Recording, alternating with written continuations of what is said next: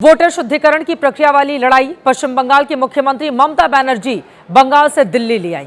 पश्चिम बंगाल में अगले महीने चुनाव का ऐलान हो सकता है। उसके पहले एसआईआर को लेकर टीएमसी बेहद आक्रामक है। परसों से ही ममता बनर्जी दिल्ली में मौजूद हैं। अपने साथ 50 परिवारों को लेकर आई हुई हैं। इनका दावा है कि इन लोगों के नाम एसआईआर के तहत वोटर लिस्ट से काट दिए गए हैं। चुनाव आयोग ने इन्हें अपनी लिस्ट में मृत बताया है, जबकि ये लोग जिंदा हैं और पिछली बार भी इन्होंने अपना वोट डाला था। ममता ने कल खुद चुनाव आयोग का विरोध करने के लिए काला कपड़ा पहन रखा था। हालांकि आज उन्होंने प्रेस कॉन्फ्रेंस में काला कपड़ा तो नहीं पहना, लेकिन जिन लोगों को लेकर आई उन्हें विरोध के लिए काले कपड़े पहनाए गए थे।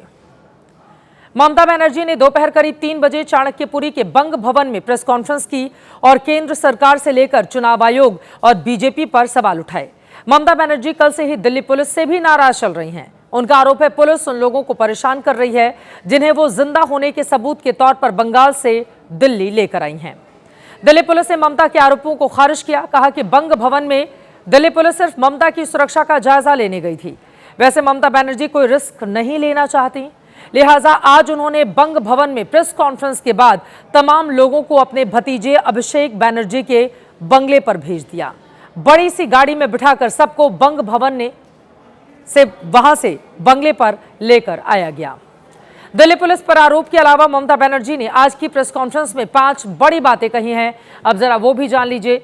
उनकी ओर से कहा गया कि सीईसी के खिलाफ महाभियोग लाने की तैयारी हम कर रहे हैं, यानी कि इस बारे में उनकी ओर से संकेत दिया गया है। आरोप लगाया ममता बनर्जी ने चुनाव आयोग ने 6 चिट्ठियों का जवाब अब तक नहीं दिया है। ममता दीदी कह रही हैं जिंदा लोगों को मरा बताकर वोटर लिस्ट से नाम हटा दिया गया। पश्चिम बंगाल में टीएमसी समर्थक वोटरों के नाम लिस्ट से हटाए गए हैं और वो आगे जोड़ती हैं कि करीब 2 करोड़ लोगों के नाम काटने की तैयारी की जा रही है। कुछ इस तरह के आरोप लगाकर ममता बनर्जी ने चुनाव आयोग पर सवाल खड़े कर दिए हैं। उनकी ओर से क्या कहा गया है, कैसे निशाना साधा गया, सुनिए। नंबर हमारा नहीं है, लेकिन इम्पीचमेंट में भी हो सकता है ना, परमिशन तो है, रिकॉर्ड तो हो जाएगा। अगर ऐसा कुछ वो करते हैं तो हम भी हमारा पार्टी को एमपीज को कॉन्फिडेंस में लेकर डिस्कस करके, उसमें हमारा कोई इतराज नहीं है।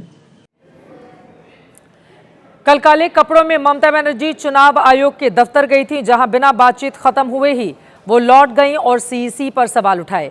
आज ममता बनर्जी ने बंगाल में किसी भी दल से गठबंधन नहीं करने का भी ऐलान किया। कल एसआईआर को लेकर सुप्रीम कोर्ट में सुनवाई होनी है। ममता बनर्जी वहां मौजूद रहेंगी क्योंकि वो भी एक पक्षकार हैं। अब ममता दीदी अपने तेवर और किस तरह से लेकर आगे बढ़ेंगी, एसआईआर को लेकर उनकी ओर से और किस किस तरह के दावे किए जाएंगे, लगातार हर एक खबर जानकारी आप तक पहुंचाएंगे।